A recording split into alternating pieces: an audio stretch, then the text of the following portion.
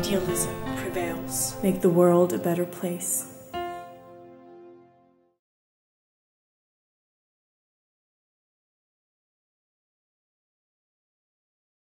It was my grandmother who started the tradition in our family. He wasn't able to make living from it because of the 50s and the communism. She wasn't able to work with the publicity because she was in a jail for 10 years. But she brought me in when I was 7. She gave me first camera when I was in the first grade in the basic school. And I really wished to have a camera. It was like my kid's dream. But she bought me the one for the end of the year in the first year of school. And I decided I'm going to be the best photographer ever. You know, I was a kid. Which means, like, yeah, that was the moment when I did, and I was the really lucky one that I have the opportunity to make living from photography since now. But I'll also work really hard for it. You know, it's not just the game. That will be. But let me just. You said you always wanted a camera. Why? So your grandmother gave it to you, but even before you wanted a camera.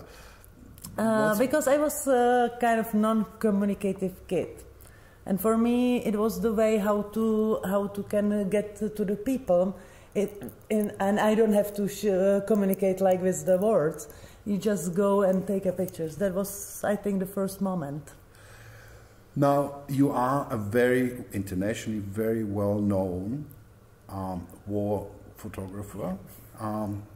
You are a lady, there's no question. Today, this may be, you know, but even today, that is a pretty rare thing. Yeah, but there is already... there are more and more, yeah. But you've been at the forefront and in quite amazing situations. Now, what attracted you to that particular kind of photography? Because that is technically very demanding and, of course, emotionally and as a human being, very demanding. Yeah, it was from my, since I was a kid, it was like, for me, it was the challenge of the technical stuff. I love it, you know, I learned something and I'm really happy that I can like get better, which means like it's kind of normal. But the truth is, I never expect I will end up as a war photographer. I want to always do document, but then I finished the school. And then there was no other options than to go to the newspaper, right? Because you can make a real living from documentary, like a free documentary.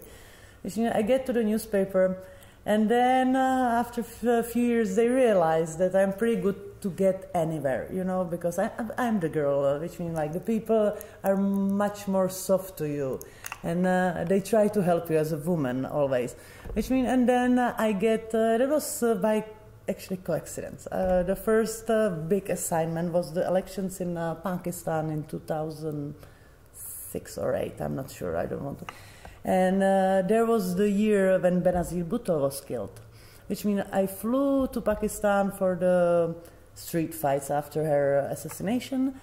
And then the street fights stopped, and I was calling to the agents, and I was like, what am I supposed to do now? And they was like, wait till the elections.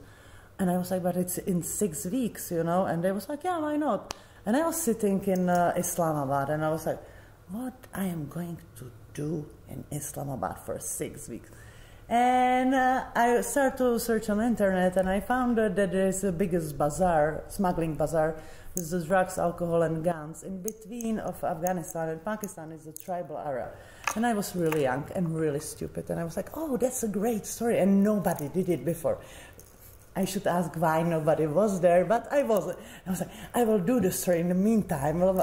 And I get to the bus, and I go to Peshawar. I get out from the bus, and I was like, hello, don't you know how I get to the tribal area, please? Because I want to shoot this. Which was ridiculous, you know. I have to laugh, but I still think I was so stupid. You were protected by but I was really lucky, and after, it's a long story, make it short, I get to the tribal area, and I do the story about the drug smuggling in between Afghanistan and Pakistan, which is Afghanistan is the biggest producer of heroin in the world, which means like, and from day to day I get famous, you know, it just was around all the world. There are some images that I knew, of course, long before I met you. Then in the agency they said, okay, if there is something really difficult, Alzbeta could do it, which means it starts like this. So it was by like really quick. I have to wait for the elections, that's it, and I want to do. But you took that opportunity. Yeah, because I'm kind of hard-headed, you know. Yeah. And if I decided for something, I just go and I will hit my head, wake up again and go again. But it's the part of the job, I think. So from that moment in Peshawar, in the Pakistan conflict, what was like the main points of your journey as a documentary photographer in conflict zones? It was, I have to say, I did it for like next 9 years. It was, I went through Gaza, whatever, all the places. It's mostly for me, it's still about people, you know. And the people you have, they are everywhere the same. You are meeting such a great people in a situations which you never expect to meet them. Which means that was the biggest point or the biggest challenge for me, that you just realize we are always trying to put everything to the boxes, but there is no boxes. It makes everything together, which means there was hard moments like you know, everywhere, and there was such a great moments which I will never forget, like which you that doesn't expect. Anyone that comes to you? No, there was so many. I don't like to answer for this don't worry. because I have to skip like somebody or something. No, I'm curious. Maybe we have time one day yeah. to speak for days, because for me this is very important that you say that in such times that are becoming less and less international. So you traveled throughout the world. Yeah. So Asia, you did. Yeah, Africa, Asia, mostly Middle East countries. I also start to learn Arabic because of the work. I'm like really, if I'm working on something, I'm trying to be like the best, do my best, you know. Which means like, yeah, I spent a lot of time over there. I even could say it would be easier to say the countries where I wasn't. It's the North countries because I don't like cold, and the rest, most of them I traveled. Which means like. Yeah. We're glad you came to Slavonice because I was surprised when I see the snow outside. I was like, where are you taking me? It's a bit cold. They said it's going to be nice. But the light is interesting. No, in the but morning. It's such a beautiful it is village an interesting here. place. You will hopefully have time to explore it a little bit in the morning. But that part of your life, it didn't come to an end, but you then did less and less of that particular kind of photography. Was that a conscious decision when you said, okay, I'm also a little bit tired of it, also emotionally, and I want to do something else? Or why did you move away? This is like, this job is like psychically and even physically very demanding, like very demanding. You see the stuff which you never want to see, like you don't want to even know that the stuff is happening, you know. And like I think you can do this for a certain time, but it's changed you anyway. Like it's but it's changed you in a good way and in a bad way also, which means like it's not the biggest problem. But then you losing a lot of friends which are dying, you know. And you feel like you are not able to take it anymore. I'm not saying that I will not go back in 5 or 10 years, but I was so like tired from to seeing, and then it's get like you get to the routine. One day you realize it's not nothing like new for you. The places are the same. The people dying everywhere. You know, you see, and you start to be resist for this, you know, and I don't want to be resist for this, which means like I was like, and I was thinking about to leave for a while or for, I don't know, for 2 years. It wasn't like the decision from the day to day. I was just like, there was the things which happened and I was like, no, I can't take this anymore. And then I was, the last trip was Sudan, which was like really difficult. And I just get back home and I called to the agency and I was like, sorry guys, this was the last. I can't do this not for now. I know I will get crazy or I will get shot because I don't follow the rules because I'm so long in this job. And then you feel like nothing happened. And it's been like, yeah. And then I put the phone down and I was like, what the hell I'm going to do it? I built such a career, you know, and you stay in your home. Which means like it was kind of strange, but now I'm kind of enjoying. And there is another point, like if you do like a reportage or war photography for a long time, there is no any space to be creative. You know, you just follow the stuff. That's what I wanted to ask you. What is the actual work? You cannot sit around and wait for a shot. You're with the action, basically. But you know, we are all. Part of us is artists, you know, you want to create something you want to say something, and especially if you getting inside so much shit like around, and then you realize like you can't do it with a reportage, or you can have a different point of view, you can react differently to the light, but you are not telling the story, your story or your opinion. Because you can't do this in the documentary. Like, you should be neutral, always somewhere between. Which means, like, and I get to the age, like 35 or something before, and I was like, I want to say what I think about it. You know, I want to express myself. I want to be creative, and I want to be like the one who is building the image, you know, or something. Which means, like, that was the other part of living. It was like, I want to be like for my own and saying my things. So that's now we're there where I want to be. So how do you do that now? How do you express yourself? So basically you said you wanted to be creative, to express your own vision and view. What kind of photography I'm doing? That's kind of difficult to answer. And you will see during the... We will of course link this and people can see it. But I started... Actually, it was, I think... I'm thinking that if you want something really, like, you always go through the life and you can do it. Which means, like, when I stay at home after the war photography, and I haven't any job, you know, I didn't know what to do in Czech Republic back because I don't want to go back to the newspaper and follow the government or hockey players or whatever. And I was like really miserable, and you staying like home in a wind, and I was so stupid, and I did it in January, you know, the worst months which you can stay home. And I started to do collages, which was like ridiculous, but I was just bored, you know. I was just like sitting at home and nothing to do, which means I did some collages, like, but it was like portraits of my friends with some situations, and it was like, I was like, I hope any graphic is going to see this or post-production, because I'm not, I don't know how to do it. I just do it like how I felt. And then my mom, because she knew that I was so miserable, like I'm sitting home, she was like, hey, Saatchi Gallery in London, they have some call for the artists till 35.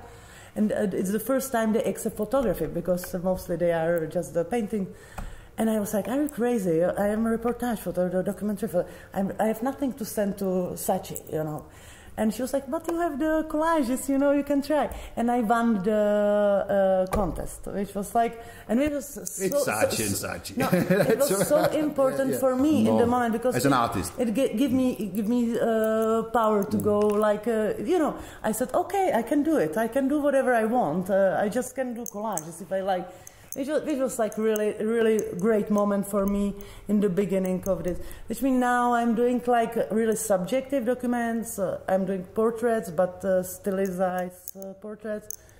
Now I had an exhibition which I really loved, but I didn't know that it would be so difficult. I decided, because they asked me from one gallery in Prague, White Pearl Gallery, and they are like really art gallery. And I was like, I'm still not like art. But then I was like, I will do a new series of collages after 5 years after Saatchi.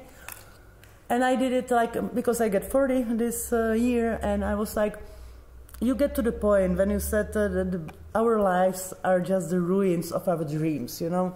We expect so much, and how you get older, it's normal. It's like, I'm not complaining, but like, it's like we all imagine something different, you know, and then you get used to it, that the life is not like you imagine. I'm the glad one. I'm so happy about my life. I'm doing what I love. But and I was like, okay, I will do like the collages, which will show my dreams, the real life, the document, the portraits, the expectations, the felt, everything together. Which means it gets. And then I was like, you know, I'm so tired. Everybody's showing what they, you know, like this is my diary. This is. And I was like, okay, I will put the silver thing which is on the lottery scratching, what is it? I don't know how to say in English. Oh, that film you've got to scratch away before you get to the number. That's it. Mm-hmm. And I was like, I will put it, like the prints are like 1 meter to 1 meter 70. And I will put it all around. And the people which are coming to the opening of the exhibition, they can scratch whatever they want. The life is like a lottery. Which means like I will get involved. Anyway, it's the friends who are coming to the opening. And I was like, it will be nice if they are part of my diary because they are anyway and they will write something. Which means I was expecting I will call the printing house and I was like, I need this silver thing, all over. But they was like laughing and I was like, no, we can do it like this big. Which means like I was going to the graffiti shop like for the sprays. And for a month, my apartment looks like a mess because there was everywhere was the pictures, different like layers, and I was trying all different types of the sprays and how to scratch them from which material. And at the end, I have to say, it's like 3 layers of the different sprays. You have to leave it. Which means like, then I was like, I'm such a stupid. Why am I doing this? I want to just the pictures like which are like black and white, nothing.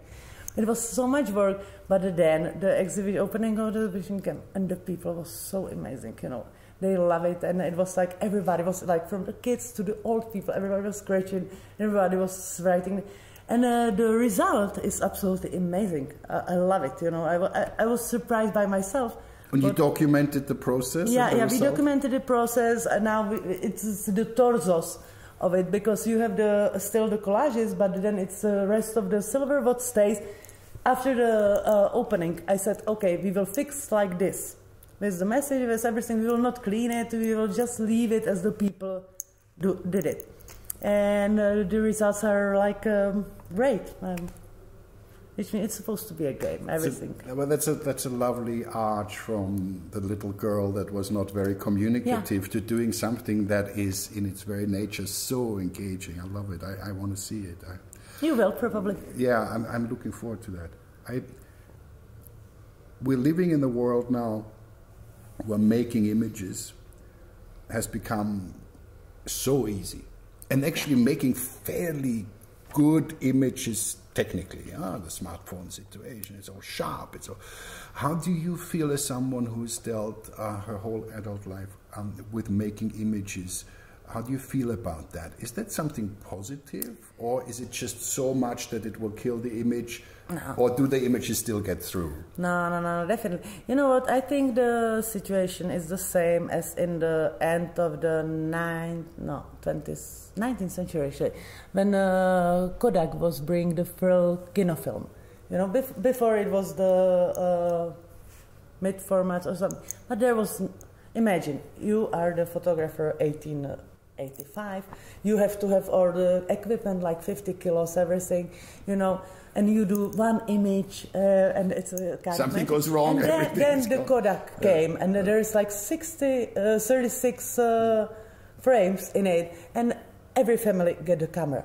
I think it was the same moment for the photographers in this time, and it was like, we are absolutely damaged, Now every family have the camera, everybody can do the picture. And but it's a life. You still have I have to say there is no any bigger amount of a good photographers. Yeah, in a like average, there is thousands of crap going every day on internet. But the photography is not about one picture. It's about the series, about the story, which you will, even in art, even in the portraits, even in document. It's never one good picture. You have to build something which can touch the people, or you want to say something, which means like there is thousands of great pictures, single pictures, which are visual disappear. Everybody can do one good picture in a year on the telephone, but ask them to bring like 15 pictures which will be like the story, and you will get nothing. Which means like, and the editing is like a huge part of it, and the people are not able to edit the story. Which means like there is like a bigger amount of pictures, but it doesn't make any more good photographers. If you take it, you still have the same names. There's some new, but there is a few of them. But if you take it globally, there is not like that we have like every second photographer is a great photographer. No, there is a lot of photographers, but still, you know, you have to sacrifice a lot. They work like every day. It's not like the game. It's not just that you have the phone and if you feel like it, no, you have to do it. Which means like I don't want to sound like somebody who is, but it's true. I'm taking 500 pictures a day average, you know, which means like, and I'm thinking about a project. Even if I go to shoot like a document, I can draw like the pictures which I want in the story, you know. Which means, it's a part of it. You have to always build everything in. No, because it's you are a storyteller, you know. It's in photography. You telling the story, and you need that the people will understand the story which you are telling. Which means it's not just you go and take pictures of everything and then you edit the best one. No, you have to build it. Which means like no, I'm happy that everybody can take a picture. I like Instagram, you know. I like to see the stories of my friends or whatever. You're on it. You're on your Instagram. Yeah, sure, sure. And I'm getting there the sunset beach pictures because who doesn't love it? You know, I love it. But I'm not taking this as a. Right. I take this for fun, you know. It should be fun, and you should share it with friends. But as a professional, it's like you have to go much farther than be able to take one good picture on Instagram in a month. Since I have begun to take it more seriously myself, coming from documentary film and from writing, I never was interested in the technical stuff. Now I'm becoming a nerd. At 50, I'm becoming a nerd. And I'm beginning to love it, and it's incredibly addictive. But it is beginning to change the way I interact with the world. Yeah. Because the camera is now with me. Definitely. It changed my interaction with the world, you know. Now, this is what I wanted to ask you, because if people feel a passion for it, to really get serious about it, what little bit of advice you would have for somebody in the work ethics and in the way how to do it? What are the most important aspects of becoming serious about photography and moving beyond the clickety-clack? Clickety-clack, that's nice word. There are a few things which for me was like really important. I can't say that it would work for anyone, but the first things what was following a lot of great photographers. Like when I was growing up, it wasn't like following on Instagram. It was like search for them, search for the books, and I learned a lot from seeing a great photographer like Henri Cartier-Bresson, like the classics, you know. And then you can go like James Nachtwey, or you can go whatever. Like I don't say, but if you see image, something stays in your head, I think. Which means like then if you want to create, you can learning. It's not like copying someone. It's just like getting to see yourself better. Which means like. I grew up in the time when I was working in newspaper with other guys, you know. I saw the guys, how they are working. Just learn to share or learn to communicate about pictures, talk with the other people which are shooting. But it's always good to choose like really good level of the photographers, and you just get to recognize. Even what is like really important. Learn how to what is good photography and bad photography. You know, I think a lot of people is not able to recognize like good photography from the crap. Which means like this is like follow the people who like really know how to do it, and you learn. Something stays in your head anyway. But I think it's same as the movies. Like if there is a good camera, some images just stays. Like for me, it works forever. And then if I see something, I'm just like, you know, you remember, which means this was like really learning for me. Like the inspiration. The inspiration, yeah, and you catching just some moments, and you are able to recognize the good moment when you see it. You know, like Henri Cartier-Bresson is the best for this. Like you see his picture, and then if you see the boy with the baguettes jumping through you're just like, that's the moment, you know. Which means I make it like really easy now, but the point is this. And then it's equipment. Actually, you know what was my camera before the second one? I did it from the can, you know, because I'm not so, like, I'm technically, like, I like to move myself, but I think you can do great picture, like, or the series with the can, with the hollow, or with this camera, with the telephone, like, it will be the technique stuff will be part of the story. If it will be damaged, if it will be something, it's still you can say something, but yeah, sure, you want to have good technique, everybody does, but I don't think I think you can do a great story on the telephone, and you can do a great story on mid-format Mamiya or whatever, but you have to see it, you know. Or so inspiration, most important, equipment and not shooting, so important. And shooting. It's not. It never works when you just once in a month go somewhere and then try. It has to be part of your body. The camera it just has to be something what you carry, and if you have the passion, which is very important, you will. It became like, for me, it's the hunting, you know, it's like the fun. If I'm sitting somewhere and I was just like looking for the picture, looking for the light, it's became part of you. It should become part of you. Just looking for the stuff to get the interesting way how to see it. It's the matter of the stuff. You have to see differently. You have to see, everybody see the same, you know. But everybody is reacting or something else, and you should do the picture, which will be like, even if we are sitting here, which will be interesting for the people which are sitting here with you. But you will find the angle or some move, which means like it's always like it should be game, you know. If you have to push yourself to this, it will never work. I always say, if you want to shoot, like find something like the story which you want to shoot. Have to be related on you. I know that the ballet is absolutely beautiful for shooting, but if I don't like ballet, I will be sitting there and I will get bored. But if I love ballet and I am shooting the ballet, you will just find a lot of magic moments or something, which means like find a good story, like the story, like it's always like important stuff. Find a good story and the story which you will enjoy to shoot. If you have the possibility, right, which you like or don't like, doesn't matter, but if you are interested in it. Do you think, you said before something really fascinating, we sit in the same room, we all see the same, but we don't?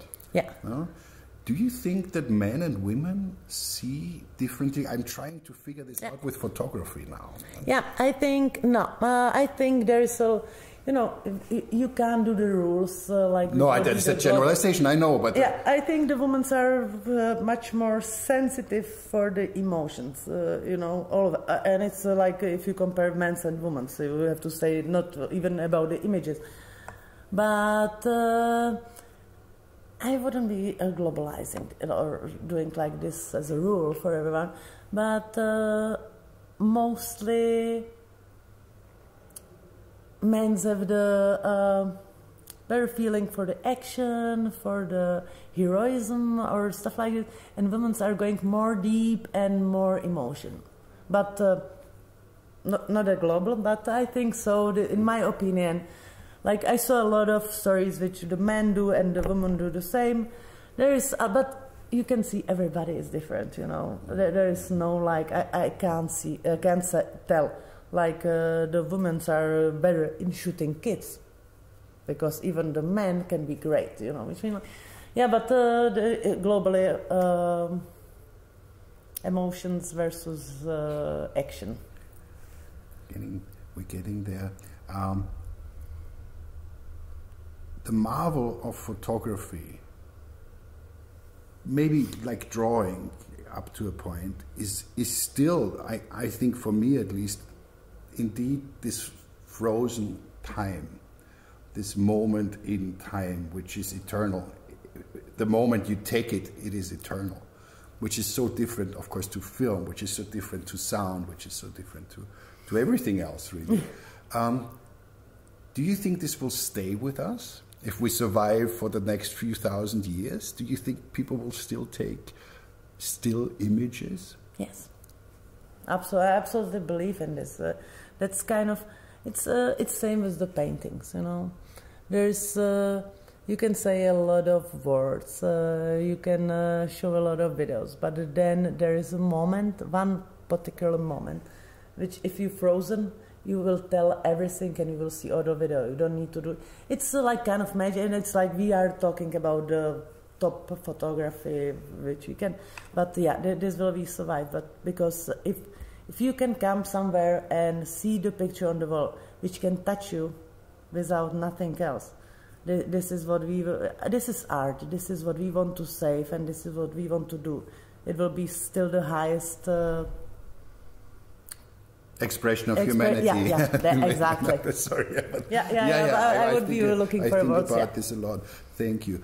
I wanna finish this. I actually don't want to finish it. I have a million and one things that are now coming in my mind, so but nice. Maybe we can repeat this one day with more time. But I want to end this particular communication by asking you. You were saying something wonderful, which I would agree, that there is kind of a pre-recognition, premonition, I think is the right word, so that you kind of intuitively feel or dream images or a direction things go. Where do you feel yourself going to? And can you imagine one day saying, no, I put the camera down? No, definitely. I will never ever put the camera. It became part of me since I was growing up, you know. It's just like a part of the way how I express myself, really important for me, because which means I will never ever, whatever happened, like I will not. I have no idea where I'm going. You know, I didn't think I would do war photography. I didn't think I would do art photo. I would do collages, and I love it for this. You know, I love the way it gets me through my life, which. I'm working hard, but still it's... so you feel no limit? Moves me towards, no. And I don't want to, you know, this is the beautiful part on it. You don't have to feel like you have to go somewhere.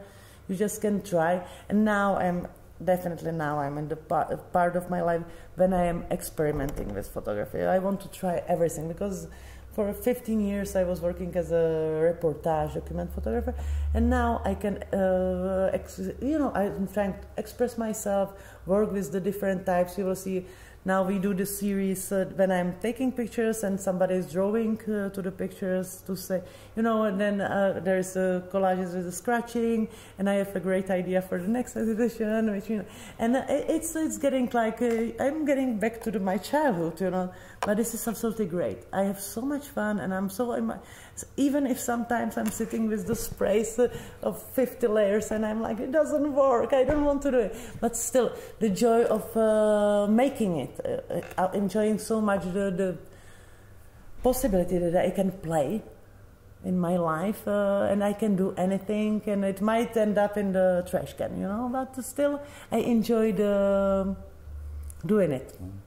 I'm very much looking forward to what is coming, and we shall all be curious, and I wish you all the best from my heart to continue this work, because it's giving a lot of pleasure to people, but also as photography I think can do insight, like really looking much deeper than just the visual, and you have done some amazing work that has allowed us to look Thank you. Deeper than just the first glimpse. Thank you very much. Thanks so much. Yeah, děkuji. Cheers. Thank you.